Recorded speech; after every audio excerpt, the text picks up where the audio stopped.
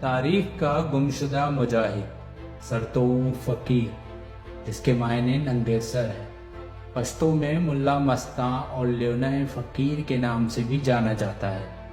انگریز اس کو عظیم فقیر، پاگل فقیر اور بعض نے سوات کا دیوانہ فقیر اور پاگل ملا بھی کہتے ہیں۔ سرتور فقیر ایک قابل ذکر شخصیت تھا۔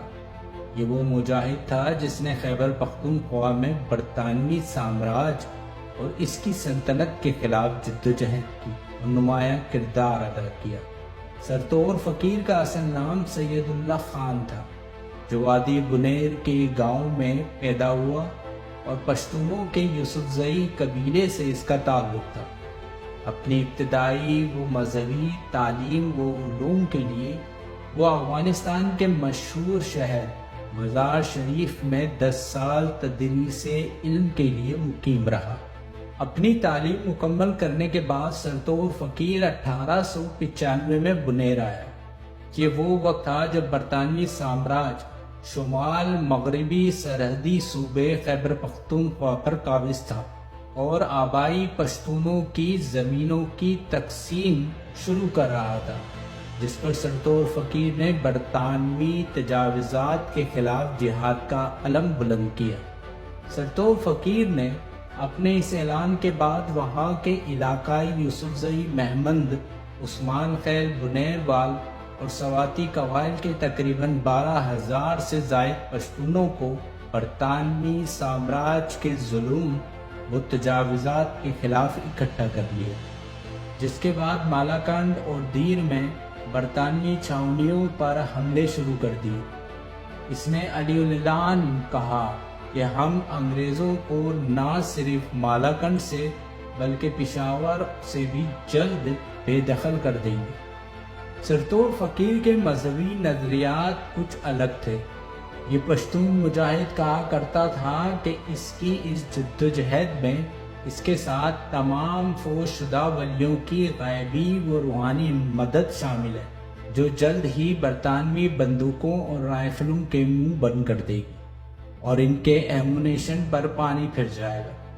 اس نے دعویٰ کیا کہ اس کی مدد کے لیے ایک آسمانی غیر مرئی فوج ہے۔ سرتور فقیر کے ان مذہبی دعووں کی وجہ سے انگریز اس کو دیوانہ فقیر اور مقامی پشتون اس کو لیونہ فقیر کہتے تھے۔ اس کے مذہبی نظریات سے قطع نظر اس عظیم مجاہد نے مالاکنڈ اور چکدرہ کی طرف مارچ کیا۔ کہا جاتا ہے کہ اپر سوات، بنیر، عثمان خیل اور اس کے ملحقہ علاقوں سے ہزاروں پشتون اس کے ساتھ شامل ہوئے اور اس کی کمان میں انگریزوں پر حملے شروع کر دیے، جس میں برٹش آرمی کے مطابق 28 فوجی ہلاک اور 180 کے قریب زخمی ہوئے، لیکن مقامی پشتونوں کی گنتی میں 100 سے زائد انگریز ہلاک ہوئے۔ جب یہ سارے معاملے کی خبر ہند سے نکل کر برطانیہ پہنچی کہ مقامی قبائلیوں نے سرتور فقیر کی قیادت میں حملے شروع کر دیے، تو انہوں نے سرتور فقیر کو کچلنے کے لیے ڈویژنل دستوں کے ساتھ 2 بریگیڈ پر مشتمل ایک فیلڈ فورس کی تشکیل کے احکامات جاری کر دیے۔ اس فورس کی تشکیل کے بعد دونوں طرف سے شدید لڑائیاں ہوتی رہی اور جس میں بہت سے جنگجو شہید اور کئی انگریز ہلاک ہوئے۔ وادی لنڈکے کے قریب کا علاقہ میدان جنگ بنتا رہا۔ اس جنگ کی اہمیت کا اندازہ اس بات سے لگایا جا سکتا ہے کہ برٹش سامراج نے لیفٹیننٹ کرنل ایڈمز اور کاؤنٹ مناکسم کو آرڈر آف میرٹ سے نوازا اور دیگر کو تمغہ وکٹوریہ بھی دیا۔ ونسٹن چرچل کا مالاکنڈ محاصرہ ان کی زندگی کا پہلا تجربہ تھا۔ وہ اس پر مقامی اخبار میں مضامین بھی لکھتے رہے اور ان مضامین کو کتابی شکل میں the story of the Malakand field force میں مرتب کیا گیا ہے۔ سرتور فقیر کے حملے برابر بڑھتے چلے گئے اور برطانوی سامراج کی نیندیں حرام ہو گئی، تو انہوں نے تقسیم کرو اور حکومت کرو کی پالیسی اپنائی اور روبوٹ عبداللہ خان اور دیر کے نواب کے ساتھ معاہدہ کر لیا کہ سرتور فقیر اور اس کے لشکر کو اپنے علاقوں میں آنے نہیں دیں گے، اور ان نوابوں نے انگریزوں سے مل کر سرتور فقیر پر حملے شروع کر دیے، جس سے سرتور فقیر کو شدید جانی نقصان اٹھانا پڑا۔ برطانوی افسروں کے مطابق سرتور فقیر نے سخت لڑائیاں کی اور ہمارا شدید نقصان کیا۔ اس کی اس تحریک نے بہادر جنگجوؤں میں آزادی اور جہادی جذبے کو زندہ کر دیا۔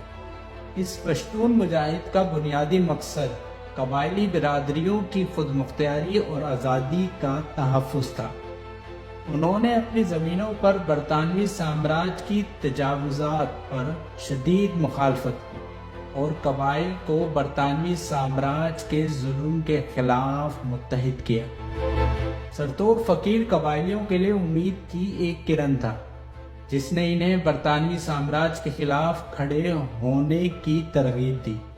سرتور فقیر کی تمام زندگی برطانوی سامراج کے خلاف جہاد میں گزری۔ اس پر الزامات بھی لگے اور اس کی کمر میں اپنوں نے نیزے بھی چبھوئے۔